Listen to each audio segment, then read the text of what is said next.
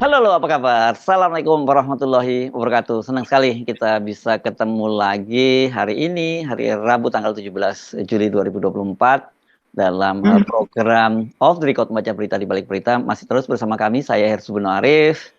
Dan saya Agibeta, senang sekali menjumpai Anda kembali hari ini. Semoga kita semua dalam keadaan sehat walafiat dan dapat berdiskusi bersama karena kita masih akan menyambung di diskusinya follow up dari kejadian yang Hmm. kemarin ya Mas. Ya. Apa tuh? Pasti tapi yang semakin ramai saya kira soal soal kunjungan 5 aktivis NU ke Israel itu, karena kemudian ternyata membongkar fakta-fakta bahwa memang ada jaringan agen-agen Yahudi di Indonesia itu ya Mbak, dan bahkan itu sudah sampai berhasil masuk ke Istiqlal, karena rencananya kan hari ini harusnya ada semacam seminar gitu ya, soal antara Islam dan Yahudi begitu ya, yang diselenggarakan oleh apa ini Mbak kalau di Istiqlal ini lembaganya? Namanya Voice of Istiqlal, Mas Voice Irsu. of Istiqlal. FI. Ya, dan Ya. Zain Ma'arif itu salah satu aktivis di situ ya Mbak Agi ya, yang rutin mengisi kajian di situ. Ya. Iya betul, dia rutin mengisi kajian di Istiqlal lewat Istiqlal TV, Masjid Istiqlal TV nama akunnya di YouTube. Dan kemudian posisi atau Zainul Ma'arif ini adalah mengajar tentang perbandingan agama di program Pasca Sarjana Pendidikan Kader Ulama Masjid Istiqlal. Ini pendidikan kader ulama loh Mas Estu. Dan yang kemudian mengajar adalah serem banget ya. Influence dengan Israel ya. Ya. Serem Mas Estu. Ya, dan kalau kita lihat pemikiran-pemikirannya, tulisan-tulisannya, kemudian juga podcastnya dia dan sebagainya, memang dia ini kelihatannya menilai orang-orang yang anti Yahudi itu anti Zionis sebagai antisemitis gitu ya, antisemit gitu ya Mbak ya. Itu yang sebenarnya terminologi yang ada di negara-negara barat yang menganggap bahwa kalau orang mempersoalkan Zionis itu dia sama juga dengan antisemit gitu ya. Dan kalau antisemit itu kan sama dengan kayak perilakunya Hitler lah kira-kira gitu zaman dulu ya. Iya ya. Jadi itu sengaja disematkan seperti itu begitu ya Mas Hersu supaya orang kemudian menjadi lunak begitu kan. Kemudian menerima keyahudian mereka. Kalau sudah menerima keyahudian ya tentunya kemudian juga pro dengan apa yang mereka lakukan, pendapat-pendapat mereka, terus kemudian ideologi mereka lah kurang lebih demikian. Jadi ini sebetulnya bahaya sekali begitu dan kita sebetulnya sudah mencurigai Mas Hersu bahwa ini ada begitu ya. Jadi ini seperti blessing begitu ya bagi kita kedatangan dari 5 orang ini.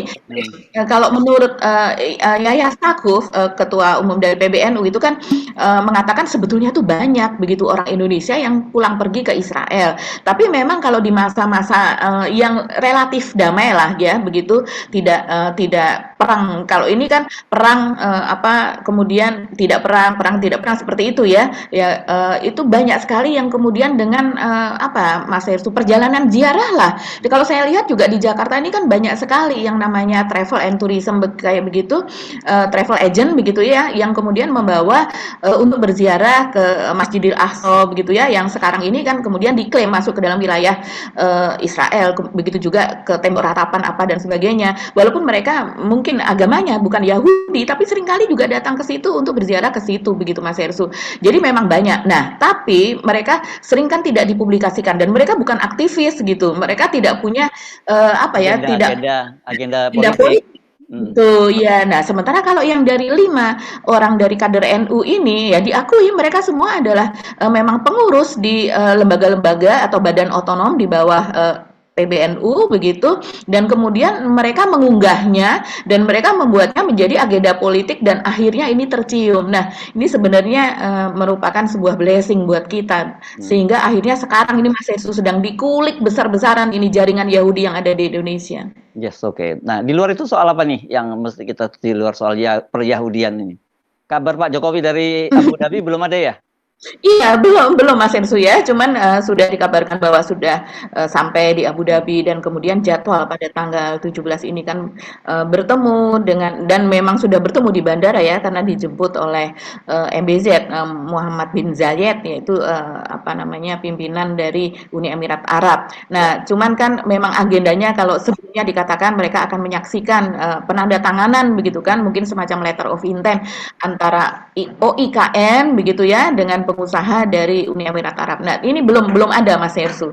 Tapi yang jelas soal Pak Jokowi ini yang juga cukup rame adalah pernyataan Pak Jokowi kemarin Mas Hersu ketika di Bandara Halim ketika akan berangkat keluar begitu ya, yang dia mengatakan bahwa ketika ditanya bagaimana dengan Kaisang kansnya kan akan maju menjadi calon gubernur gitu. Dan Pak Jokowi kemudian mengatakan ya di Jakarta bagus, di Jawa Tengah juga bagus begitu. Jadi ini sudah terkuak betul bahwa kalau sebelumnya kan mengatakan sebagai orang tua ya hanya mendoakan saja. Nah, artinya mendoakan itu kan sudah mendapat restu, dan sekarang dengan mengatakan di Jakarta bagus, di Jawa Tengah bagus. Nah, ini dianggap sebagai endorse lah, sebagai dukungan dari Pak Jokowi kepada Kaisang untuk maju. Jadi sudah tidak ada malu-malu lagi, sudah tidak ada ditutup-tutupi lagi, dan juga pertanyaan bahwa kemarin ada perubahan begitu ya, undang-undang di MK begitu, bahwa Kaisang yang belum berusia 30 tahun tapi kemudian bisa maju, itu sudah seolah-olah ya sudah disyukuri sebagai sebuah blessing juga begitu ya kalau kita melihat gitu, karena Pak Jokowi ini tidak terlihat lagi yang sebelumnya Kaisang gitu masih kecil apa dan sebagainya, tapi malah justru dari KB Mas Irsu yang mengatakan bahwa ini belum cukup umur begitu. Oke, mari kita bahas. Jadi itu saja dua topik itu ya, saya kira ya. Atau ada yang lain? Ya, dua itu. Oke. Dua itu saja kayaknya udah banyak itu Mas. Mari kita mulai dari mana? Ya. Dari peryahudian dulu atau yang mana dulu? Iya, yang Yahudi Mas Hersu, karena lagi heboh-hebohnya nih, yaitu kan rencananya sore tadi ya, pukul sesudah asar lah jam 15.30 itu rencananya akan ada begitu, ini sudah beredar dari sejak sehari yang lalu Mas Hersu, heboh akan ada seminar begitu ya, akan ada seminar di Masjid Istiqlal. Nah, ini seminarnya itu si pembawa seminarnya itu adalah Dr. Ari Gordon begitu ya. Dia direktur dari Muslim Jewish relationship begitu. Mereka nyebutnya EJC kalau tidak salah ya, American Jewish Community begitu. Jadi kalau menurut sejarahnya AJC, American Jewish Community ini justru adalah puncak dari kelompok-kelompok Yahudi begitu Mas Hersu yang ada di Amerika. Ini sangat-sangat tua katanya. Ini berdiri dari tahun 1906. Jadi bahkan sebelum kemudian Israel begitu ya, berdasarkan perjanjian dengan Inggris kemudian mereka ditempatkan di tanah Palestina begitu. Bahkan jauh sebelum itu begitu ini sudah berdiri. Jadi Ari Gordon ini akan mengadakan seminar tadinya begitu ya di Masjid Istiqlal itu di perpustakaannya begitu. Dan kemudian ini rame, ini yang menyelenggarakan adalah Voice of Istiqlal. Jadi ini adalah sebuah organisasi begitu ya yang memang diakui oleh Istiqlal sendiri karena dari imam besar Masjid Istiqlal yaitu Kiai Haji Nasaruddin Umar itu pun juga melihat bahwa ini adalah sebagai ini barulah terobosan baru, pengetahuan baru, kurang lebih seperti itu dalam komentarnya soal Voice of Istiqlal tersebut. Saya jadi penasaran Mas Hersu, ini pengetahuan-pengetahuan baru ini apa nih yang dimaksud, yang di-endorse begitu ya oleh Masjid Istiqlal begitu. Jadi terus kemudian ini kan dimuat Mas Hersu atau diunggah begitu ya oleh ada Ustadz Hilmi Firdausi, ini yang viral, ini salah satu ustadz muda yang juga menjadi pegiat medsos, begitu juga oleh Dr. Berlian Idris, ini dokter muda aktivis medsos yang cukup terkenal dan followernya banyak begitu ya Mas Hersu, dan kemudian juga oleh ustadz-ustadz yang lain seperti misalnya Ustadz Fahmi Salim begitu, ini juga viral juga yang diunggah oleh Fahmi Salim. Dia mengatakan seperti ini Fahmi Salim, sebagai pembayar pajak negeri ini boleh dong kita protes dan persoalkan kenapa agen-agen Hasbara Indonesia ini bisa menyusup jadi pengajar program kaderisasi ulama Masjid Istiqlal dan pemateri kajiannya melalui NGO bernama Rahim, tebar jejaring di Masjid Nasional Republik Indonesia. Ini luar biasa sekali, bisa kecolongan. Ya, dan Rahim itu kemarin sudah kita bahas ya, itu adalah jejaring jejaring Yahudi di Indonesia, dan petinggi-petingginya itu ya ada yang Yahudi dan ada yang dan aktivis NU, salah satunya Zain Ma'arif tadi kemarin itu ya Mbak kita bahas ya.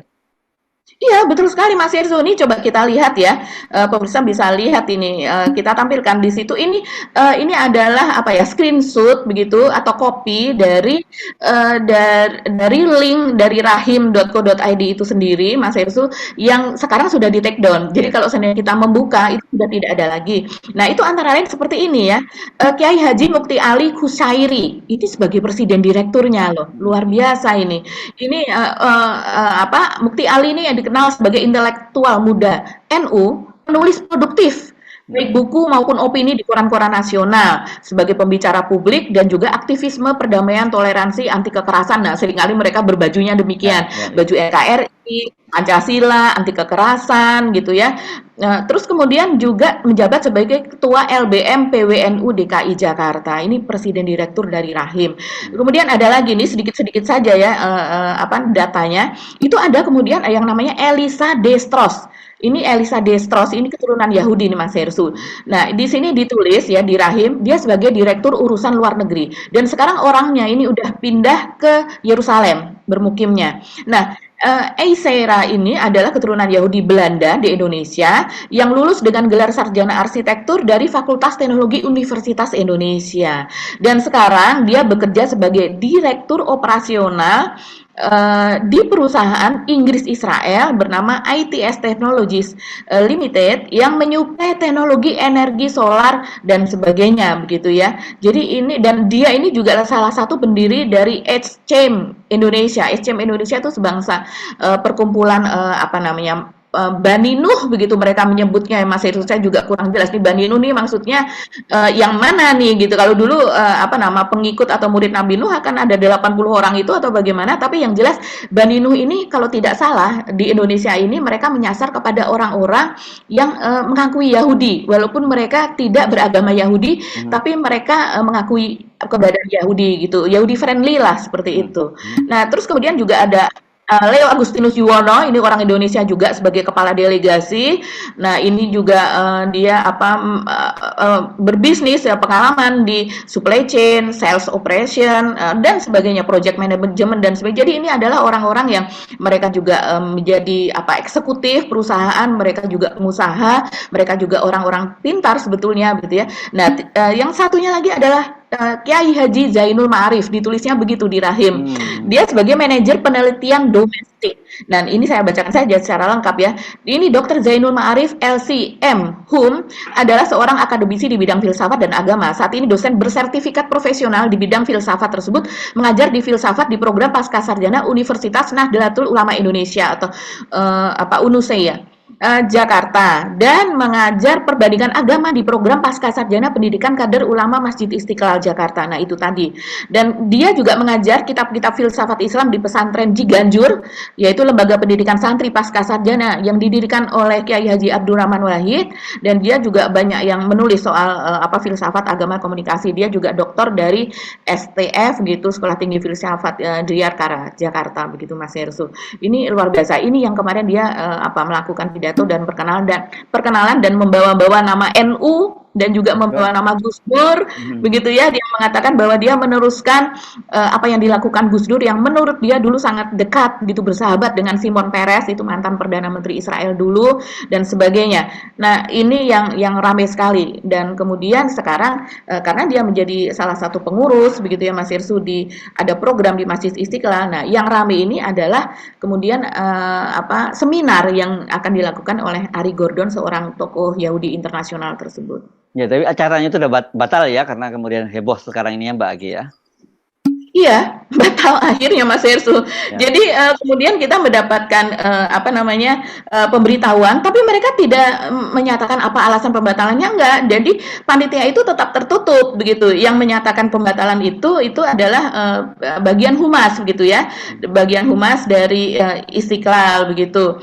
Nah kemudian juga di sini ada ini Mas Hersu, ada kalau dari Republika ya Mas Hersu, mereka menuliskannya banyak ya. Kita tahu bahwa struktur organisasi Masjid Istiqlal saat ini ada di Dewan Pengarah Masjid Istiqlal, itu diketuai oleh Menko PMK, artinya oleh Pak Muhadjir Effendi. Kemudian di bawah Pak Muhadjir itu ada Menteri Sekretaris Negara Mensesnek, terus kemudian ada Gubernur DKI dan MUI. Selain itu yang bertanggung jawab tentu saja Imam Masjid Besar Istiqlal sendiri, Kyai Haji Nasaruddin Umar, dan juga Badan Pengelola Masjid Istiqlal atau BPMI yang ketuanya adalah Menteri Agama dan juga imam besar tersebut begitu. Jadi ini yang kemudian sekarang ini dicari mereka ini ada apa sehingga mereka membolehkan adanya seminar tersebut yang dianggap kalau seandainya ini tidak viral maka pasti akan tetap berlangsung seminar tersebut begitu.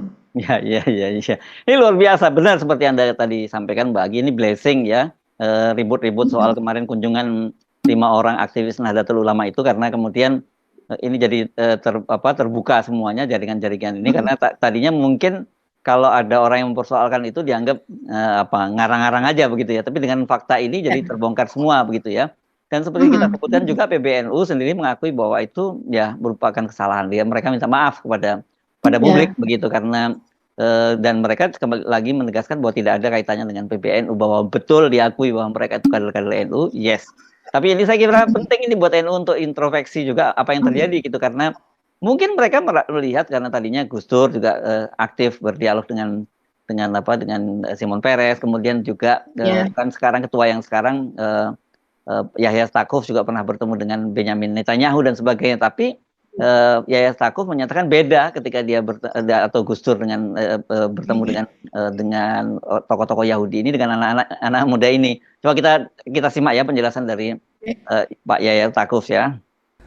Nah, saya kira ini karena masalah ketidaktahuan teman-teman ini tentang konstelasi peta dan lain sebagainya, karena ya mungkin karena belum cukup umur atau bagaimana ya, sehingga hasilnya tidak seperti yang diharapkan. Ini sebetulnya akibat dari tidak sensitifnya pihak-pihak yang mencoba melakukan approach, dan ini banyak sekali yang akan berupaya untuk menyeret NU ke berbagai agenda politik internasional. Itu akan banyak sekali, dan ini sudah kita perhitungkan sejak awal, maka kita menyusun satu set aturan yang bisa mencegah ini. Maka kepada semua kader dan warga juga kita minta untuk berhati-hati dalam soal ini ya. Saya kira itu ya. Soal sanksi nanti kita serahkan. Ini misalnya jelas dari PWNU DKI akan melakukan proses ya, termasuk dalam soal tadi itu keterlibatan LBMNU DKI tadi akan diproses dan akan diberi sanksi. Aturan kita sudah cukup jelas dan rinci ya mengenai kesalahan dan sanksi ini. Ya, kalau bisa dikatakan ya bahwa mereka tahu tidak tahu mereka telah melanggar satu aturan bahwa semua engagement internasional harus melalui PBNU, dan mereka tidak melakukan itu. Nah, ini nanti akan diproses, termasuk UNUSIA ini sudah menjadwalkan bahkan sidang etik ya, untuk sidang komite etik untuk itu, begitu juga Pak Garnusa dan Fatayat NU. Tapi ala kulli hal gitu ya, apapun yang terjadi, saya sebagai ketua umum PBNU saya mohon maaf atas kesalahan yang dibuat oleh teman-teman NU ini, dan ya saya juga memohonkan maaf untuk mereka kepada masyarakat luas. Ya, jadi kalau dari pernyataan Pak Yahya Stakuf tadi menyatakan ini anak-anak ini sebenarnya katanya beda dengan mereka. Kalau mereka jelas gitu ya, targetnya itu apa yang mereka lakukan itu untuk dengan alasan perdamaian itu. Tapi kalau sekarang katanya beda. Apalagi kalau kita lihat mereka kemudian masuk dalam organisasi seperti Rahim dan sebagainya. Ini ya mereka harus mesti disebut sebagai mereka bagian dari agen Yahudi gitu, sadar atau tidak sadar gitu ya di Indonesia, Mbak Agi. Iya, betul Mas Hersu, dan mereka juga mencatut nama Nahdlatul Ulama karena logo atau lambang dari NU tersebut juga dicantumkan sebelum ditutup ya, saya melihat sendiri begitu. Pak Sul Matail yang disebut ya nama lembaganya yang tergabung di situ ya. Iya, betul begitu dan beserta dengan, selain lembaga otonom tersebut begitu, logo NU-nya sudah terlihat jelas itu besar sekali mereka, pasang begitu di website-nya Mas Hersu. Dan kemudian ini, anehnya, Ari Gordon ini yang tadinya berencana untuk Mhm. berceramah di Istiqlal tersebut, selama ini memang di apa ya, dikenal begitu Mas Hersu ini sebagai, eee, penyuara dukungan terhadap Zionis Israel begitu ya. Mhm. Dengan kemampuan yang berbicara, dia mampu berbicara bahasa Arab dengan lancar maupun berbahasa Yahudi dengan baik, dengan sangat baik, pendidikan tinggi. Dia keliling ke seluruh dunia begitu. Kalau kita melihat apa perjalanannya begitu Mas Hersu, apalagi yang di Jakarta ini seminarnya itu bertajuk seperti ini. Relation among Abrahamic religious communities in history and today begitu. Jadi ini dia apa hendak menginfluence dengan sejarah begitu kan yang disebut dengan hasbara itu adalah bahwa mereka itu apa ya sesuatu yang buruk tapi kemudian mereka berhasil membalikkan pendapat tersebut supaya kita apa Yahudi friendly begitu. Jadi segala sesuatu yang buruk itu nanti akan berdasarkan narasi-narasi mereka begitu. Mereka akan bisa membuat kita nantinya akan berpandangan oh iya Yahudi baik juga. Karena Israel benar juga. Mereka hanya melindungi rakyatnya, mereka hanya ingin hidup saja. Jadi kasihan mereka itu. Jadi kurang lebih seperti itu begitu ya. Narasi-narasinya akan bisa membuat orang yang mendengarkan itu terbalik begitu dari pendapatnya semula. Jadi ini memang kalau kata Gus Yahya ini 5 orang muda NU tersebut kan termakan propaganda kalau menurut Mhm. mereka seperti itu. Nah, ini banyak sekali pernyataan juga di netizen termakan propaganda atau termakan duit begitu ya karena banyak juga yang menduga begitu Mas Erso menduga bahwa aliran duit dari Israel sangat kencang lewat organisasi-organisasi begitu yang mendukung mereka di seluruh dunia. Kan kita tahu Yahudi ini kan orang-orang kaya bahkan orang-orang terkaya di Amerika di Inggris itu adalah orang-orang Yahudi juga gitu dan mereka masuk ke dalam sistem politik, pemerintahan dan sebagainya mempengaruhi dibuatnya hukum supaya menjadi friendly, menjadi ramah untuk kehidupan mereka seperti itu. Dan di sini ya Mas Irsu, saya akan bacakan yang ada di Republika saja ini ya. Republika ini berusaha menghubungi Voice of Istiqlal untuk meminta konfirmasi karena dia menyelenggarakan seminar tersebut. Nah, tapi dia tidak ada respon begitu. Terus kemudian di sini disebutkan organisasi pro-Zionis ini, American Jewish Committee ini merupakan lembaga yang mendukung hak Israel untuk eksis dalam perdamaian dan keamanan.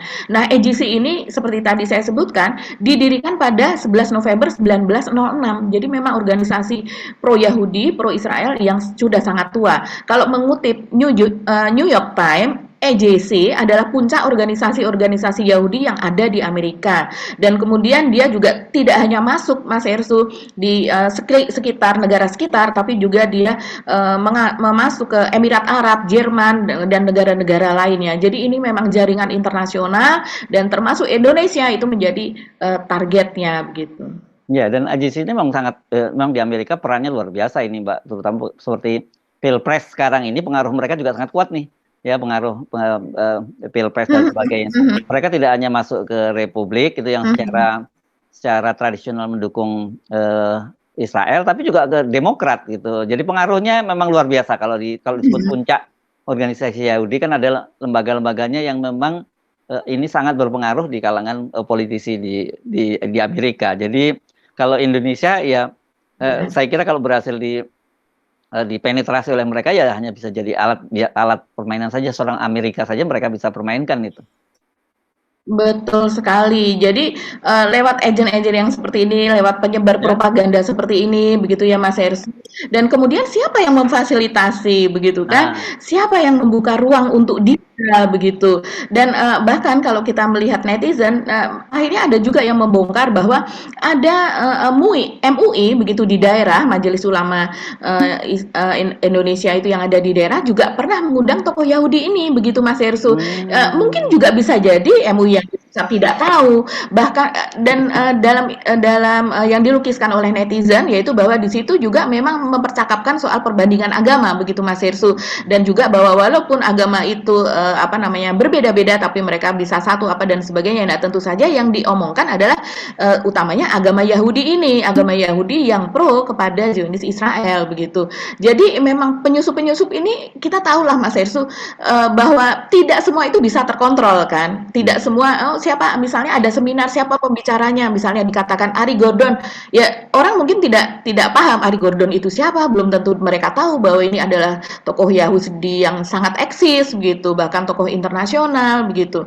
Jadi saya rasa memang dengan biaya mereka yang sangat banyak begitu ya, duit mereka yang unlimited begitu, mereka akan terus berusaha untuk menyusup ke dalam sendi-sendi organisasi-organisasi yang ada di Indonesia, dan terutama mereka yang memang selama ini mendengungkan soal pluralisme, soal feminisme begitu ya, dan juga soal seringkali berkedok NKRI, Pancasila, dan kemudian orang yang berbeda dicap sebagai anti NKRI, anti Pancasila, padahal dirinya sendiri memiliki agenda tertentu sehingga mengapa dia mengatakan seperti itu begitu. Oke, ini mudah-mudahan saja benar seperti yang Anda sebutkan tadi ada hikmahnya begitu, dan tapi persoalannya kita jadi pertanyaan sejauh mana mereka ini sudah masuk juga di pemerintahan, itu kan jadi pertanyaan ya, karena kalau kemudian mereka berhasil masuk di pemerintahan ya ini akan sulit kita untuk mengambil tindakan. Tetapi sejauh ini kalau dari Menteri Luar Negeri jelas gitu ya bahwa posisi Indonesia itu terhadap Israel dan Palestina itu sampai sekarang tetap jelas, itu yang saya kira patut tetap kita syukuri. Tapi kemudian kalau mereka berhasil masuk kemana-mana, bukannya tidak mungkin mereka juga masuk ke pemerintahan dan nanti mempengaruhi kebijakan pemerintahan kita, Mbak Agi. Iya, itu dikatakan demikian Mas Hersu.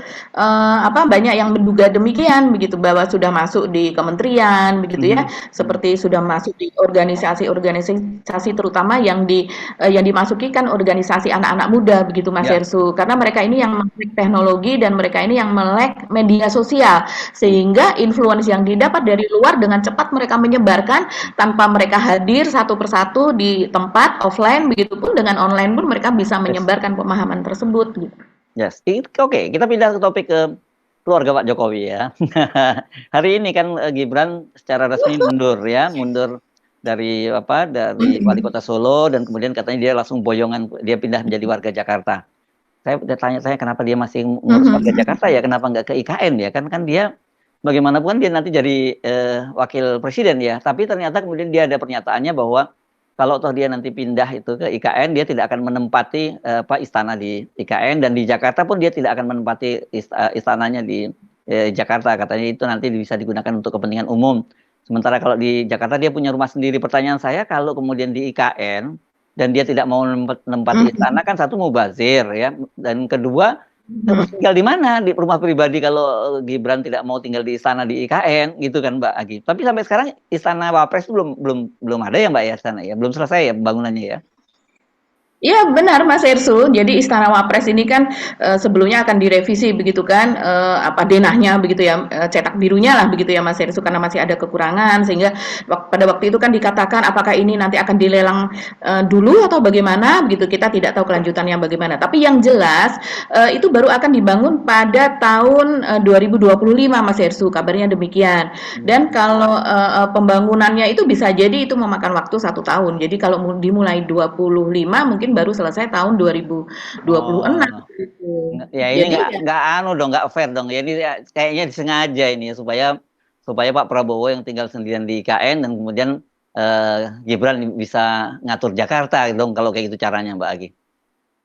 Iya, dan Pak Prabowo tentu tidak mau, saya rasa no way begitu ya.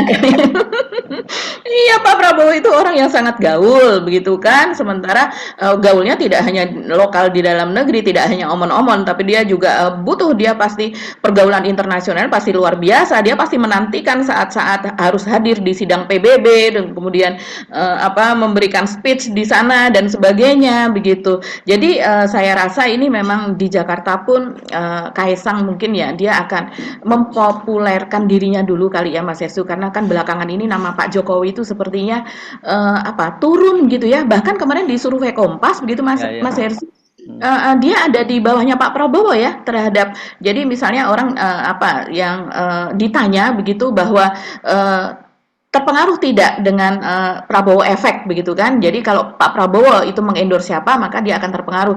Ternyata sekarang lebih tinggi Pak Prabowo dibandingkan Jokowi efek begitu. Ya pastilah karena kan seperti itu. Oke, nah sekarang kita omongin sama adiknya dong ya sekarang yang perlu kita bicarain. Iya. Iya Mas Ersu, ini yang kita kemarin kan belum terlalu detail ya tentang survei Kompas ini. Ini yang menarik dan rame juga nih Mas Ersu, ini diomongin gitu ya, ngomonginnya sambil ketawa-ketawa begitu. Ini adalah yang paling ditolak di Jakarta, begitu Mas Ersu. Dan kedua Heru kalau nggak salah kan ya, setelah Kaisang ya. Iya, iya. Iya. Jadi sebanyak 33,8% responden dari survei Kompas itu tidak akan memilih Kaisang Pangarep jika dicalonkan sebagai Gubernur Jakarta pada Pilkada 2024 nanti, begitu ya. Ini cukup besar ini, bahkan bertanding saja belum, diusung aja belum, sudah ditolak. Ini bagaimana? Begitu belum maju sudah ditolak begitu. Ya, Nah, ya. terus kemudian responden untuk yang apa ya namanya untuk Pak Heru itu tadi, nah kita bacakan itu saja. Ya, Ya, sosok yang mendapat resistensi lainnya adalah pejabat Gubernur DKI, yaitu Heru Budi Hartono sebesar 33,3%. Ini selisihnya hanya ya, sedikit. ya. Ini penting Mbak kita bacakan Kaisang dan Heru karena ini satu paket dengan Pak Jokowi itu kan berarti ya. Iya ya, yang satu anaknya, yang satu lagi adalah kepala sekretariat presiden juga kan, dan ditunjuk oleh Pak Jokowi untuk menggantikan posisi penjabat itu, menggantikan Anies ya Mas Hersu Ya, ya. ya. Tapi ini, kalau sebaliknya dari Kaisang, justru Heru ini dia sudah menjabat hampir 2 tahun. Kok malah resistensinya tinggi dan ditolak ya? Artinya dia jeblok dong Mas Hersu selama menjabat itu. Ya, karena banjir terus jadi jeblok Mbak karena Iya. Dan Mas Hersu mungkin yang menarik kita bacakan juga ini Mas Hersu hasil survei terbaru di Pilkada Jateng. Nah ini ada pemain survei Ah. baru ini. Nah, itu menarik karena kemarin katanya Kaisang yang paling tinggi di sana walaupun agak aneh karena kalau disebutkan kan top of mind-nya katanya itu yang paling tinggi Pak Lutfi dan nomor 2 Kaisang. Tapi Ya. kenapa kemudian ketika di cross tabulasi atau gimana itu saya nggak tahu sistemnya katanya kemudian elektabilitasnya paling tinggi Gibran itu menurut saya agak aneh gitu biasanya selalu sejalan antara top of mind kemudian dengan elektabilitas kan. Iya betul. Jadi elektabilitas yang paling tinggi kemarin setelah di cross itu muncul nama Kaisang begitu ya, mengalahkan Pak Lutfi. Itu kalau tidak salah survei tertutup dan terbuka gitu ya. Yang pertama mungkin terbuka kemudian dibuat tertutup, setelah tertutup jadi kalau tertutup itu dimunculkan namanya itu ternyata Kaisang mendapatkan yang tertinggi. Nah sekarang ini survei ini yang terbaru Mas Hersu ini banyak dimuat oleh media massa ini oleh lembaga survei bernama IDN yaitu Indeks Data Nasional. Nah saya sendiri baru sekali ini dengar ada survei ini Mas Hersu begitu ya. Jadi dari sekitar 40 lembaga survei yang dipotret oleh media selama ini itu tidak muncul nama surveyor ini IDN. Nah IDN ini menariknya dari hasil data surveinya itu Pak Ahmad Lutfi itu mendapatkan 13, sekian persen gitu elektabilitasnya. Kemudian di bawahnya Sudaryono. Sudaryono ini adalah orangnya Pak Prabowo ya. Dia ketua DPD Gerindra Jawa Tengah begitu. Dan dia juga memang kalau kita melihat memang ingin untuk maju begitu untuk kontestasi dan dari Gerindra sendiri walaupun belum memutuskan tapi sering menyebut nama Sudaryono ini juga kemungkinan sebagai salah satu yang akan diusung. Itu elektabilitasnya 9, sekian Mas Hersu, 9,6 atau berapa gitu. Dan kemudian di bawahnya masih ada nama-nama termasuk Taj Yassin begitu ya. Taj Yassin ini mendapat sekitar 4,6 apa kalau tidak salah Mas Hersu. Jadi ya lumayan lah begitu ya setengahnya dari Sudaryono. Tapi nama Kaisang itu hanya diberi 0,7 saja oleh responden begitu. Ini kan Ini lebih rendah dari yang di Jakarta ya. Iya, yang di Jakarta kan masih 1% ya Mas Hersu ya. Ya. Masih 1% Jakarta ini hanya 0,7 saja. Nah ini kalau seperti ini kan bisa jadi zonk nih di Jakarta. Sepertinya enggak. Dari PSI sendiri kan juga mengatakan, mereka mengatakan bahwa tidak ada kesepakatan kemarin ketika bertemu dengan Erlangga bahwa akan diusung dan sepertinya juga mereka tidak bernafsu begitu ya untuk mengusung Kaisang. Ini dari PSI-nya sendiri loh yang mengatakan demikian begitu. Nah sekarang ternyata di Jawa Tengah juga nada-nadanya namanya bukan makin meningkat elektabilitasnya tapi malah justru turun walaupun kita tidak tahu ini lembaga surveyor ini apakah ada kaitannya dengan kandidat yang lain yang bakal maju begitu ya apakah ada kaitan dengan Sudaryono atau Pak Ahmad Lutfi kita tidak tahu begitu ya. Ya, tapi saya kira dengan tradisi di Indonesia bahwa lembaga survei itu menjadi bagian dari tim sukses Ya Mhm. sebenarnya sama juga seperti kemarin sebelumnya survei-survei yang sebelumnya dimunculkan menyatakan bahwa nama Kaisang paling tinggi elektabilitasnya di apa di Mhm. Jawa Tengah itu juga patut kita pertanyakan juga sama seperti halnya juga sekarang yang menyebut nama dia masa dari satu sebelumnya 12 berapa persen 12% atau berapa 15 atau Iya. berapa tiba-tiba jadi Mhm. 0,7% kan gitu. Sebaliknya juga kok bisa dari 0,7% jadi 15% kan sama saja ini Mbak Agi ya. Ini omon-omon semua ini.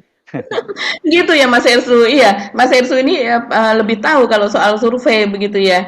Jadi dan ini yang menarik. Nah ini aja nih kita bicarakan, kita diskusikan Mas Ersu. Ini apa yang dikatakan oleh Eriko Sutarduga. Hmm. Eriko Sutarduga ini rupanya yang sekarang sedang ditugasi oleh PDIP bersama dengan Jarot, bersama dengan Sekjen Hasto dan bersama dengan Pak Komarudin Watubun ya Mas Ersu ya. Itu untuk melakukan komunikasi yang tidak resmi dengan PKS dan juga dengan PKB. Nah, ini yang di antara mereka ini kan yang lebih sering berbicara tiga yaitu Jarot, Hasto dan Eriko. Nah, ini Eriko ini mengungkap dia mengatakan seperti ini. Kalau saya sudah menyebutkan 8, ini 8 nama. 7 sudah saya sebutkan namanya, tapi jujur kalau yang menguat itu ada 5. Jadi sekarang mulai mengerucut nih dari Hmm. PDIP. Menguat ada 5 ya, yaitu Pak Anies, Pak Ahok, Mas Andika, Bu Tri Risma, sama Mas Jarot. Hmm. Begitu. Itu kalau yang kami melihat yang menguat ke arah sana, kata Eriko. Hmm. Nah, meski begitu, dia juga menyebut bahwa dari semuanya itu yang paling kuat sebetulnya adalah Anies Baswedan, begitu Mas Hersu. Mhm. Jadi sekarang yang sedang dilakukan pengecekan sampai ke tingkat anak ranting, sampai RT RW, kira-kira nanti hasil survei tersebut bagaimana. Jadi survei internal lah, mereka menunggu itu. Tapi dia mengakui bahwa potensi Anies untuk Pilkada Jakarta begitu besar. Berdasarkan hasil survei, misalnya PDIP juga melihat elektoral Anies yang tertinggi dibandingkan kandidat lainnya. Jadi mereka masih terus melakukan penelitian begitu ya. Mhm. Dan kemudian dia ya itu yang paling penting yang dikatakan adalah itu Mas Hersu. Jadi Ya. kita masih melihat, tapi Eriko juga mengatakan kalau seandainya mereka ingin masuk begitu mendukung Anies, apakah partai yang lain itu bersedia menerima calon dari PDIP untuk menjadi wakil gubernur dari Anies? Nah, Nah itu itu dia. Kalau ya, PKB kan sudah sepakat ya kan sebelumnya ya, ya. Ya, ya. Nah, iya, iya, saya kira betul. penting untuk membahas ini karena berkaitan juga dengan Kompas kan kemarin dia mempublikasikan survei di Jakarta dan Litbang Kompas kemudian hari ini mempublikasikan survei di Jawa Barat dan itu memang Mhm. terlihat nama nama dari Ridwan RK. Kamil paling tinggi Mhm. di sana dan kemudian seperti kita sudah duga juga Pak Deddy Mulyadi kader Gerindra itu jauh di bawahnya tapi dia nomor 2 begitu. Mhm. Jadi saya Iya. kira memang dengan perhitungan semacam ini kita Mhm. bisa hampir pastikan bahwa Kaisang nggak mungkin maju di Iya. Jakarta ya karena kalau ditawarin pasangannya dengan Bapak Alun kan Bapak Alun nggak namanya pun muncul pun tidak gitu dalam survei Iya. begitu pasangan itu kan Mhm. omon-omon juga ini Golkar nih menawarkan Bapak Alun makanya wajar kalau PSI langsung menolak. Nah ini yang jadi dilema itu apakah kemudian kalau nah kita juga belum tahu seperti apa di Jawa Tengah apakah betul seperti kata Puan bahwa ini juga membuka peluang untuk apa untuk Kaisang saya kira itu juga omon-omon juga lah Iya. begitu karena bagaimanapun buat PDIP dia pasti tidak mau ini basis ini kan di salah satu kandang banteng bukan salah satu ini kandang Mhm. banteng gitu kok Benar. kemudian dia kalah Mhm. lagi setelah Pilpres kalah masa Betul. pada Pilkada kalah lagi itu rasanya memang ini PR yang cukup berat buat Pak Jokowi bukan hanya soal investor IKN yang baru kelihatan hilalnya di Dubai Betul. tapi juga soal Kaisang ini juga bisa disebut sebagai hilal Mbak, ini karena kalau angkanya 1% itu kan hilal juga elektabilitasnya berupa hilal, masih kayak bulan sabit yang kecil gitu. Kecil. Yang Dan itu yang yang bisa bisa jadi dilihat pakai kelihatan hanya teropong samar. Mbak, ya bisa dilihatnya pakai teropong, kalau dilihat dengan mata telanjang nggak kelihatan tuh Mbak. Saking kecilnya ya Mas Iya Hersu ya? iya. Iya, iya, ya. Ini cita-cita dari keluarga Pak Jokowi ini sepertinya untuk mengusung Kaisang ini apa tipis begitu ya, tapi kita tidak tahu lah nanti ini akan jadinya seperti apa begitu. Mhm. Karena memang masih berapa bulan lagi ya Mas Hestu, masih sekitar 3 bulan lagi begitu. Dah, cuman ya kita say no to apa politik dinasti atau dinasti Oh politik iya. lah. Posisi kita Mhm. pasti selalu itu. Katakan tidak pada politik dinasti dan katakan tidak pada omon-omon ya Mbak Agi. Oke, kita ketemu lagi ya Mbak Agi ya. Sampai Oke. besok. Kami mohon pamit. Saya Rizwan Arif. Dan saya Agi Beta, tetap bersama kami esok. Terima kasih atas perhatian Anda. Tetap salam 0%. 0%. Wassalamualaikum warahmatullahi wabarakatuh. Waalaikumsalam warahmatullahi wabarakatuh.